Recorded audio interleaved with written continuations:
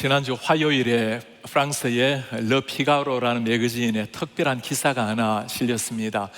알랭이라는 노 부부가 벽장을 정리하다가 다락방에서 오래된 가면 하나를 발견하게 되었습니다. 중고상에 그것을 넘겼고 150불을 받았습니다.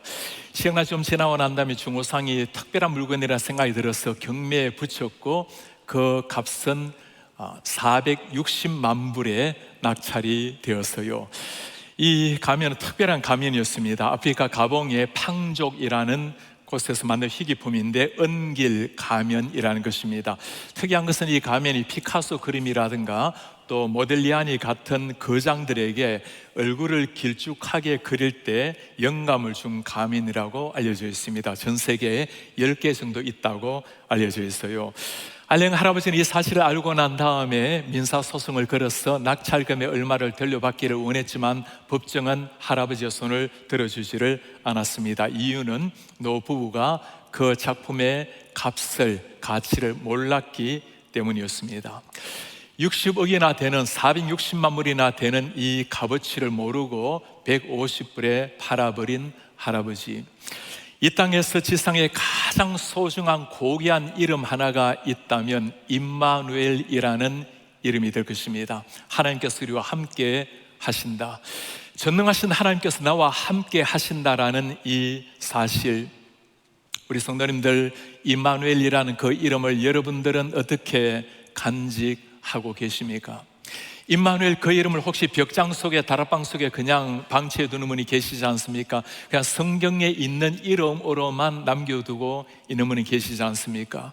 나와 함께 하시는 전능하신 하나님, 그 이름을 떠올리는 순간 내 흐르는 눈물이 주님으로 말미암아 위로를 받고 아무도 모르는 캄캄한 밤에 흐르는 나의 아픈 그 가슴을 쓰다듬어 주시는 우리 주님, 무너지고 쓰러져도 낙심해도 그 순간에도 나에게 다가오셔서 내 오른손을 붙들어 주시는 그 임마누엘의 하나님, 그 하나님이 여러분들에게는 어떤 존재로 가슴에 새겨져 계십니까?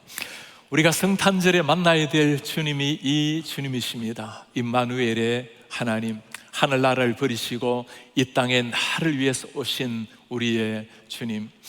크리스마스 캐롤은 이곳저곳에 들리지만 추위에 불빛은 밝혀지고 있지만 크리스마스라는 이름을 떠올리면 많은 사람들에게 먼저 떠올려지는 것은 예수가 아닙니다. 설문조사를 하나 보시면 이렇게 나와 있습니다. 크리스마스에 먼저 떠오르는 그 크리스마스 캐롤이 32%, 산타클로스와 선물이 22%, 크리스마스 파티가 21%, 콘서트 공연 7%, 예수님은 17%에 그치고 있습니다. 크리스마스라는 그 이름의 의미를 물었을 때는 축제가 18%, 구제하는 시간이 24%, 소중한 시간 50%, 그리고 예수님의 생일에 대해서는 8%의 사람들만이 응답을 했습니다. 크리스마스 모든 게 다 소중하지만 그러나 가장 소중한 것이 있다면 그분이 세상에 오셨다라는 것, 나를 지극히 사랑하신 그분께서 지금 나와 함께 하시는 임마누엘이 되셨다라는 사실, 그 임마누엘 주하신 그 주님을 나에게 가슴에 새길 때 그때 우리는 진정한 성탄의 의미를 가슴에 새기게 되는 겁니다.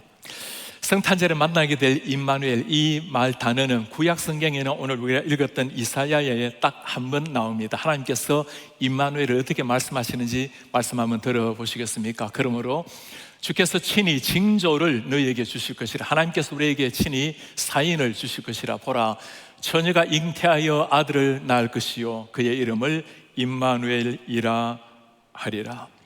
하나님께서 직접 붙여주신 이름 임마누엘, 영원하신 하나님, 천지를 창조하신 하나님께서 우리와 함께 하시는 영원자가 무한자가 유한자가 되었다는 말입니다. 천지를 창조하신 그분이 피조물이 되셨다라는 말씀, 오늘 임마누엘 말씀을 통해서 구약과 신약에 나타나 있는 임마누엘 어떤 뜻이 있는지 과거의 임마누엘 그리고 현재 임마누엘 두 가지로 나누어서 살펴보려고 합니다. 먼저 첫 번째, 역사 속에서 함께 하셨던 임마누엘의 하나님. 모든 성경에서 하나님께서 당신의 모습을 나타내실 때는 이스라엘 백성들과 우리와 함께 하시는 하나님의 모습입니다. 이사야서에서 임마누엘이 처음 나오지만 사실 함께 하신 하나님은 창세 때부터 언제나 인간과 함께 하셨습니다. 하나님께서 천지를 만드시고 아담과 함께 동산을 거니시면서 아담과 대화하시고 교제하는 장면이 나옵니다. 인간의 타락이라는 것이 무엇이죠? 하나님과 그 교제에서 끊어져 버린 것이 인간의 타락이었습니다. 인간은 하나님을 벗어났지만 그러나 한 번도 하나님은 인간을 잊은 적이 없었습니다. 애굽에 430년 종살이 할 때도 하나님께서 함께 하셨고 40년 그 척박한 광야 땅에서도 우리 전능하신 하나님, 낮에는 구름 기둥으로 밤에는 불 기둥으로 함께 하셨던 하나님, 가나안 땅에 들어갔을 때도 여전히 하나님 그들과 함께 해 주신 겁니다. 구약의 하나님 전체를 다 통틀어서 하나로 묶어서 이야기하라면 함께 하신 하나님, 임마누엘의 하나님이 될 것입니다. 그러나 언제나 함께 하시는 이 하나님이지만 그 하나님에 대해서 어떻게 생각하는가에 따라서 두 부류의 사람이 있습니다. 그 하나님이 나와 함께 하심으로 말미암아 소망의 노래를 부르고 희망의 미소를 지는 사람이 있는가 하면, 하나님이 함께 하시지만 그 하나님으로 말미암아 영광스러운 주님의 임재를 느끼지 못하는 사람도 있죠. 오늘 성경에 보면 하나님의 임재 속에 임마누엘을 느꼈던 이사야 선지자와 하나님께서 그를 왕으로 세웠지만 임마누엘을 느끼지 못하고 살았던 아하스 왕의 이야기를 담고 있습니다. 오늘 말씀은 이 배경을 좀 살펴보아야 말씀을 잘 이해할 수 있습니다. 솔로몬 이후로 이스라엘 백성은 북이스라엘과 남유다 두 나라로 나뉘어지게 되었습니다. 10지파는 북이스라엘을 이루고 있고 2지파는 남유다를 이루고 있습니다. 상황은 지금 한 제국이 일어났어요. 아수르라는 나라입니다. 세계사에는 아시리아라고 나오는데 저 위쪽에 있는 아시리아가, 아수르가 남하 정책을 펼칩니다. 아람이라는 수리아 나라를 공격하고 좀 있으면 북이스라엘을 공격하고 좀 지나면 남유다를 공격해 들어옵니다.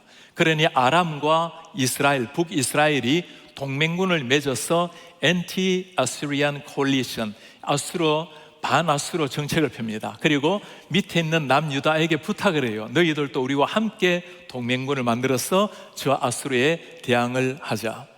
이제 남유다가 고민에 빠지게 되었습니다. 남유다 아하스 왕에게는 세 가지 고민이 있어요. 하나는 아람과 북이스라엘과 연합해서 동맹군을 만들어서 아수르에 대항할 것인가, 아니면 강대국 아수르와 함께 동맹을 할 것인가, 아니면 하나님께서 약속하신 것처럼 세상을 의지하지 않고 하나님께 의지하면서 나아갈 것인가. 당연히 하나님의 사람 이사야는 왕에게 우리는 하나님의 백성이기 때문에 하나님을 의지해야 된다고 조언을 하죠. 그러나 결국에 아하스 왕은 아수르와 동맹을 맺게 됩니다. 어떻게 하나님의 나라의 백성이 저 강대국 아수르와 동맹을 맺게 될까요? 나중에 아수르는 북이스라엘도 12년 후에 멸망을 시키고 아람도 앞으로 2년 후에 멸망을 시킵니다. 그에게 원리는 간단했습니다. 힘이 센 나라와 함께 동맹군을 이루어야 나라가 보존될 수 있었다라는 생각이었습니다. 사람의 머릿속에는 지혜로운 판단일 수 있겠어요. 백성을 구제해야 될 왕으로서는 어쩌면 당연한 일인지도 모르겠습니다. 그러나 아하스 왕이 결정적으로 잊어버린 것이 무엇일까요?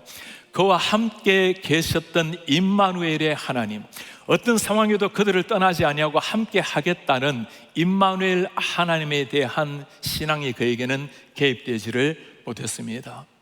구약 성경에 보면 이런 위기 상황을 만날 때 임마누엘 하나님이 계셨기 때문에 위기를 돌파했던 많은 인물들이 있죠. 참으로 억울하게 감옥에 잡혀갔던 요셉 스토리를 잘 기억합니다.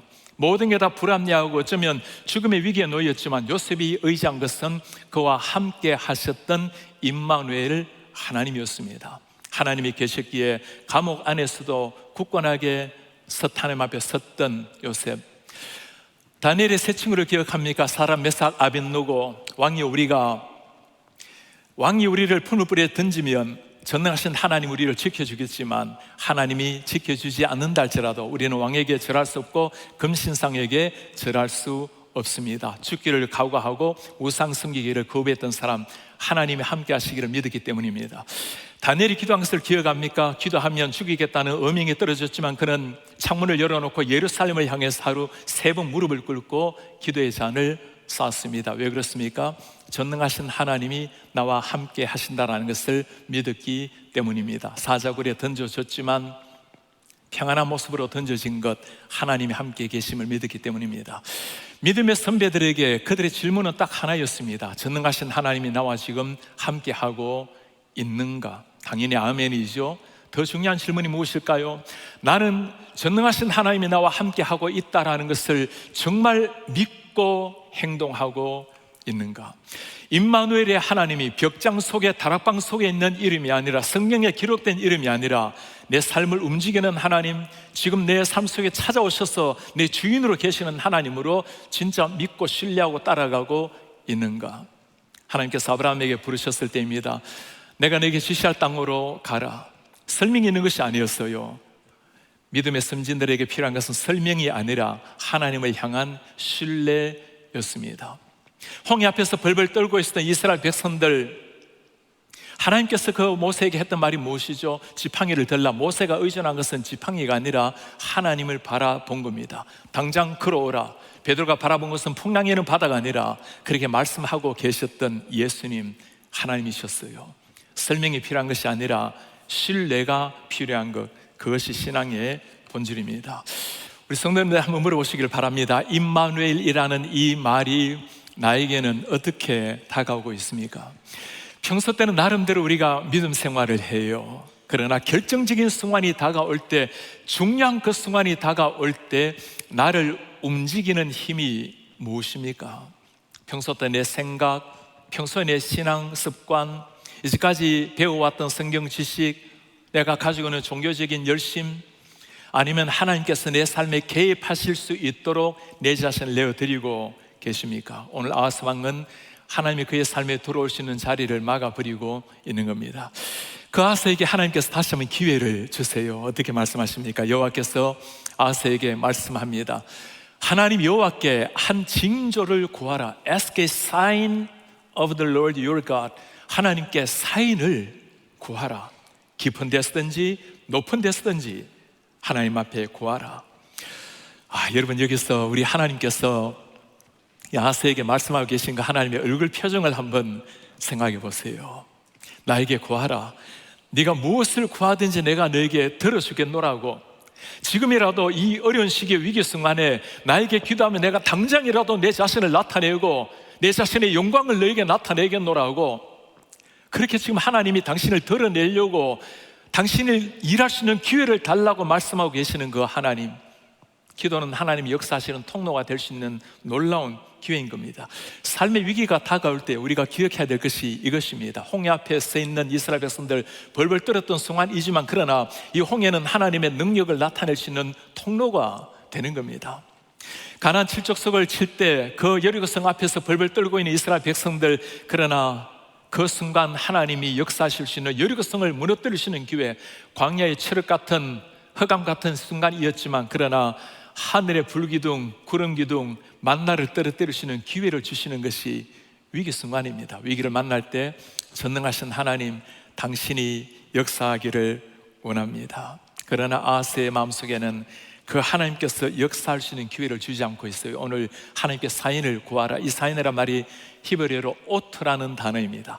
하나님이 당신을 보여줄 수 있는, 계시를 보여줄 수 있는 기회가 오트라는 단어입니다.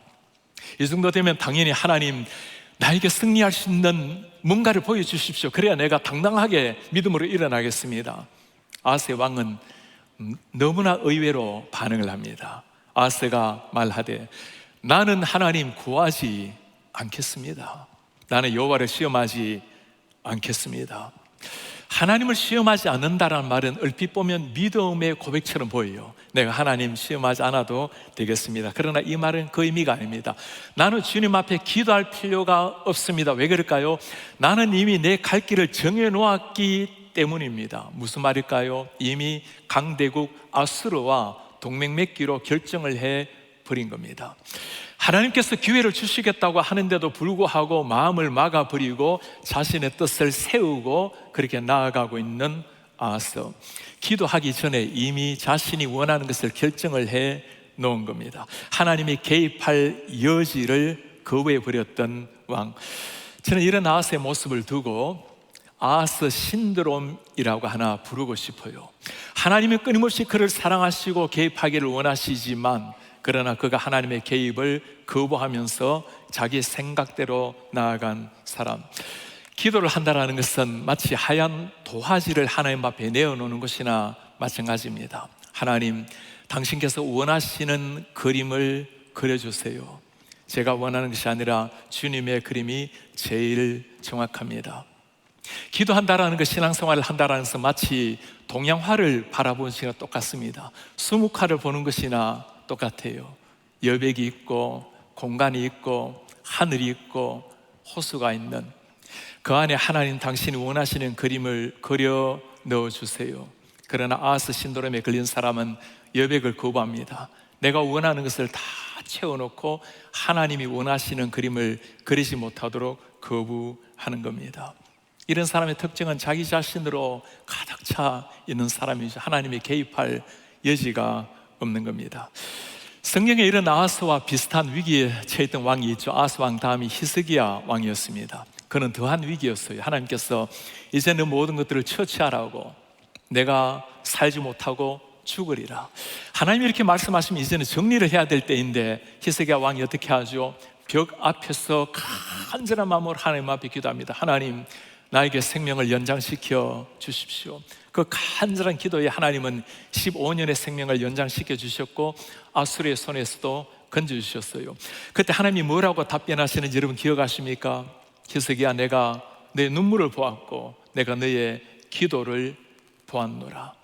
하나님 앞에 간절한 마음으로 구했을 때 하나님이 응답이 된, 하나님이 답이 된 사람, 이것이 성탄의 주님을 맞이하는 우리가 기대해야 될 그 하나님의 모습입니다.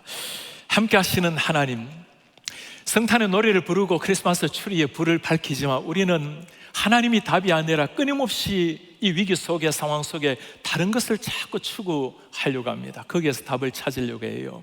우리가 잘 알고 있는 브래드 피트 배우가 있죠. 롤링스톤이라는 매거진에 그가 했던 인터뷰가 있습니다. 그가 하는 말이에요. 우리는 차나 집이나 나름대로의 성공을 중요시 여깁니다. 그런데 우리는 무력감, 상실감, 절박감, 외로움에 더 빠져들고 있을까요? 다른 무엇을 찾아야 됩니다. 현대는 영혼을 마비시키고 영적인 고사를 시키는 골목으로 치닫고 있습니다. 그가 한 말이에요. 기자가 묻습니다. 그렇다면 해답이 무엇입니까? 브래드 피트의 대답입니다. I don't know. 저는 잘 몰라요. 사람들은 성공과 재물을 향해서 달려가요. 나는 그 성공과 재물의 맨 꼭대기에 앉아 있습니다. 꼭 들려주고 싶은 이야기가 있어요. 우리가 전부를 가지는 순간 홀로 남게 될 뿐입니다. 그것들은 절대로 우리에게 평안한 잠을 주지 못하고 평안한 잠을 깨어나게 해주는 것도 아닙니다. 세상의 모든 것을 다 누렸던 한 사람이 우리에게 들려주는 말입니다. 그렇습니다. 인생의 근본 해답은 임마누엘 하신 하나님 예수 그리스도 안에서 찾지 못한다면 모든 걸 다 누린다 하더라도 그것은 우리에게 조금의 평안한 잠도 약속해 주지 못하는 겁니다. 아하스, 임마누엘의 하나님이 곁에 계셨지만 그 하나님의 이름은 그의 가슴에 있었지만 하나님의 능력, 그 가치를 몰랐던 사람, 결국에 어떤 일이 일어났을까요? 아수르에 기대었고 결국에는 아수르 왕이 쳐들어와서 그 아하스 왕을 죽입니다. 자기가 믿었던, 의지했던 세상이 그를 배신하게 된 것이었어요. 아하스 시대 때, 이스라엘 이사야 시대 때는 그 임마누엘이라는 이름이 기록으로 남았습니다. 사람들에게 말씀으로 주어진 임마누엘의 이름. 우리는 끊임없이 하나님을 배신하고 주님을 거절하고 많은 허물 속에 살았지만, 그러나 전능하신 참 좋으신 자비하신 하나님은 끊임없이 역사 속에서 임마누엘로 계셨습니다. 그리고 마침내 그분이 오늘 이 사건 730년 이후에 세상에 오셨어요.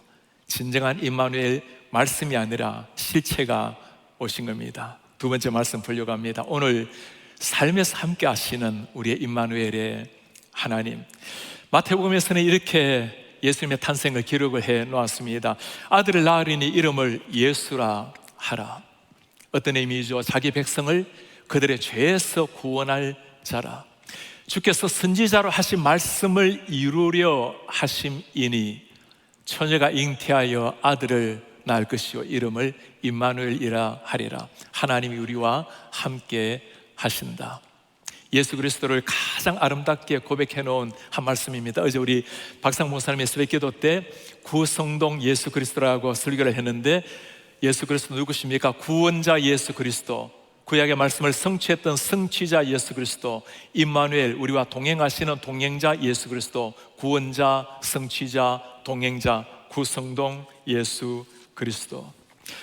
놀라운 것은 이 구원자, 성취자, 동행자 예수 그리스도가 세상에 오셨지만, 그러나 세상 사람들은 그 예수 그리스도를 알아보지를 못했어요. 여전히 아하스 신도름에 빠져 있었던 사람들, 그들은 나름대로 열심을 내서 율법을 연구했습니다. 종교 생활을 열심히 했어요. 그러나 너무나 빽빽하게 그들의 그림을 채운 나머지 여백이 없었어요. 하나님이 개입할 공간이 없었던 겁니다. 주님을 알아보지 못하고 주님을 못 받게 되죠.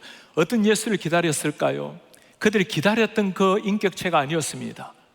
왕을 기다렸던 사람들, 영웅을 기다렸던 사람들, 곧 오소서 임마누엘, 오 구하소서 이스라엘, 포로 생활 고달파 메시아 기다립니다. 그들을 포로에서 구원해 줄, 로마의 삽자에서 구원해 줄 그 메시아를 기다렸지만, 그 메시아는 너무나 연약한 목수의 아들로 태어났을 뿐이었어요. 그들의 그림에 맞지 않았던 메시아가 탄생을 한 것이었습니다. 우리 사는 성도님들, 임마누엘 하신 예수 그리스도, 지금 나와 함께 하신 그 예수 그리스도, 여러분들은 어떤 주님으로 지금 주님을 기다리고 계십니까? 이 예수님을 만나게 되면 극적인 변화, 임마누엘로 말미암아 매 순간 감격에 찬 바울 같은 인생도 일어날 수 있을 것입니다. 어떤 사람은 잠잠하게 조금씩 주님과 함께 동행하는 삶도 있을 겁니다. 어떤 삶이 펼쳐지든지 예수 그리스도 그 한 분이 나에게 계신다면 내 삶은 새로워지고 새로운 하늘의 소망으로 일어나게 될 것입니다. 여러분들에게 임마누엘은 어떤 의미입니까? 내 흐른 눈물을 닦아주시는 그 위로자로 주님이 보이십니까? 불면의 밤을 때로는 고통스럽게 보낼 때 잠잠하게 내게 다가오셔서 내 손을 붙들고 계시는 그분, 아무도 모르는 고난의 길을 걸어갈 때, 막막한 아픔의 길을 걸을 때도 내 손을 붙들고 계시고 내 마음을 이해해 주시는 그 임마누엘을 내 주님으로 모시고 계십니까? 우리가 잘 알고 있는 임현수 목사님이 계십니다. 북한에서 949일을 감옥에 억류되었다가 풀려난 목사님이십니다. 너무나 고통스럽게 독방 생활을 오랫동안 했던 목사님이 마침내 풀려나게 되셨죠. 사람들이 북한에 억류되었다가 풀려나게 되면 그 트라우마로 오랜 세월 고생하고 치료를 받아야 됩니다. 목사님은 나오시자마자 사람들에게 만나고 기쁨으로 대하고 평강 가운데 아주 하나님의 말씀을 전가하고 모두가 이상히 여길 정도였어요. 목사님께서 하신 말씀입니다. 칠흑 같은 고통 속에서 사형 선고를 당했다가 무기종신형, 노동형을 받았다가 매일 그렇게 고통스럽게 하루하루 보내는데 이겨낼 수 있었던 유일한 힘이 뭘까요? 그와 함께 하셨던 하나님, 독방 속에서 어둠 속에서도 그의 오른손을 붙들고 계셨던 우리 하나님, 그 사랑하는 주님이 그의 손을 붙들고 계시기 때문입니다. 하나님, 임마누엘의 하나님 함께 하신다면 세상의 모든 것이 다 무너지는 독방 속에서도 우리는 새로운 힘을 얻을 것이요, 임마누엘의 하나님이 벽장 속에 갇혀 있다면 모든 걸 다 누린다 하더라도 우리는 현실 앞에 무너지고 넘어지게 될 것입니다. 임마누엘 하나님을 나의 하나님으로 모신다라는 것은 임마누엘의 현재성을 보여주고 있어요. 예전에 함께 하셨던 하나님을 아는 것 중요합니다. 2000년 전에 오신 임마누엘 중요합니다. 그러나 지금 이 순간 나와 함께 하고 계시는 임마누엘 대신 나의 하나님, 그 하나님을 만나는 순간 어떤 일이 일어나게 될까요? 주님이 나와 동행하고 있다는 그 놀라운 사실, 나 같은 죄인된 몸, 허물진 몸, 연약한 사람에게도 하나님이 그 크신 날개빛으로 나를 감싸주시고 나를 붙들으시는 그 임마누엘의 하나님, 많은 세상의 풍파 속에 고난 속에 무너져 있는 낙심해 있는 나에게도 지금 여전히 찾아오셔서 나를 바라보시고 미소 짓고 계시는 그 임마누엘의 하나님, 그 하나님 바라보시면 어떤 상황에도 또 일어나고 희망의 노래를 부르게 되는 겁니다.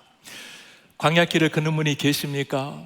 임마누엘의 하나님 함께 하신다면 우리는 가나안 땅을 밟게 될 것입니다. 폭풍에 내던져진 인생도 계시겠지요. 임마누엘의 하나님이 함께 하신다면 우리는 반드시 소망의 항구로 인도를 받게 될 것입니다. 나의 안에 거하라. 나는 너의 하나님이다. 모든 환난 가운데 너를 지키는 자라. 두려워하지 말라. 내가 너와 함께한다. 놀라지 말라. 내 손 잡아 주리라. 내가 너를 지명하여 불렀나니 너는 내 것이라. 너는 내 것이라. 나는 너의 하나님이라. 내가 너를 보배롭고 존귀하게 여기노라. 나는 너의 하나님이라. 나의 안에 거하라.